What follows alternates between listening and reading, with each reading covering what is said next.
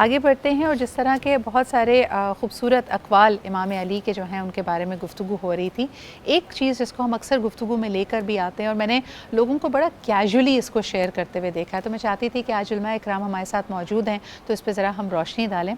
अबू मोहम्मद भाई, ये सवाल मैं आपके पास लेके आना चाहूँगी। हज़रत अली का कौल है और इसको अक्सर जब लोग बात करते हैं बड़े अजीब से मौक़ों पर इसको इस्तेमाल करते हैं। उन्होंने कहा कि वो जिस पे तुम एहसान करो उसके शर से बचो। तो अक्सर लोग अपना एहसान जताते वक्त इस जुमले को, इस कौल को इस्तेमाल कर रहे होते हैं। मैं चाहूँगी इसकी थोड़ी सी आप वजाहत करें। बिस्मिल्लाहिर्रहमानिर्रहीम।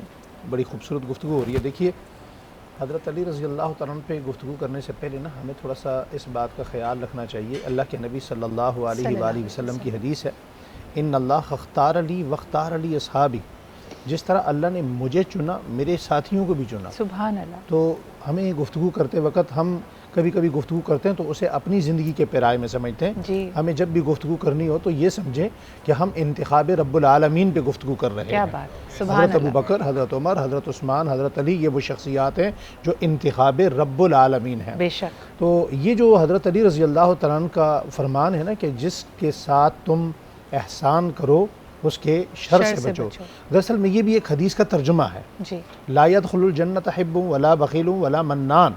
अल्लाह ताला ने यहाँ, अल्लाह के प्यारे हबीब ने, दुखी दिलों के तबीब सल्लल्लाहु अलैहि वसल्लम ने यहाँ तक फरमाया कि ये जो एहसान जितलाने वाला बंदा है ना, एहसान जितलाने वाला बंदा, ये जन्नत में नहीं जाएगा, जन्नत में इसका कोई काम नहीं है।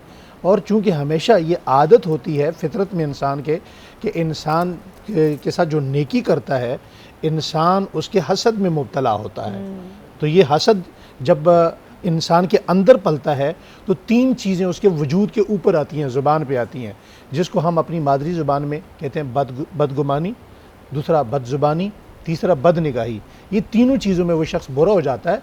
तो इसलिए हज़रत अली रज़ी अल्लाह तआला अन्हु ने फरमाया जिसके साथ एहसान करो उसके शर से बचो। और इसको दूसरे जुमलों में हज़रत हुसैन रज़ी अल्लाह तआला अन्हु ने ये फरमाया कि तुम नेकी उसके साथ करो जिसके तुम जानते ही ना हो। क्या बात है। अच्छा, इसी तरह एक कॉल पे आपने भी एक मेरे ख्याल में रील या उसकी वीडियो बनाई थी। मैं चाहती हूँ उस पर भी थोड़ी सी गुफ्तगू अगर हम कर सकें, वक्त बहुत कम मुख्तसर है समझ। वहाँ आपने कहा कि दुनिया में हम आते हैं तो ऐसा हमारा रवैया होता है जैसे हम हमेशा यहाँ पे रहेंगे, लेकिन हज़रत अली ने इसका जिक्र करते हुए कहा कि जब तुम लौट जाओगे, जब तुम रुखसत हो जाओगे तो तुम्हारा कोई वजूद ही नहीं रहेगा, जैसे तुम कभी थे ही नहीं।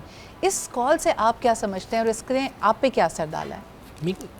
मेरे नज़दीक बहुत से लोग ज़िंदगी गुजार रहे हैं, कॉर्पोरेट वर्ल्ड की अगर बात करते हैं, वो अपनी लाइफ ना इम्पैक्ट को नहीं लेकर आ रहे। वो ये समझ रहे हैं कि बस ज़िंदगी गुजारनी है, काम करना है। तो ये 9 to 5 कल्चर हसल में लोग लगे हुए हैं, लेकिन आपकी ज़िंदगी में ना कोई इम्पैक्ट होना चाहिए। जब आप जाएँ ना तो इम्पैक्ट बाकी रहे। बहुत से लोग ये समझ नहीं पाते कि जब वो चले जाएंगे ना तो कोई फातिहा पढ़ने वाला नहीं है। मैं अक्सर अपनी वालिद की कब्र पे जाता हूँ, देखता हूँ हज़ारों कब्रें हैं जिन पे कोई फातिहा पढ़ने वाला नहीं, उन कब्रों की हालत भी नहीं है, क्योंकि शायद वो कोई इम्पैक्ट नहीं छोड़ के जा सके, लोग उनके साथ नहीं कनेक्ट कर पा रहे।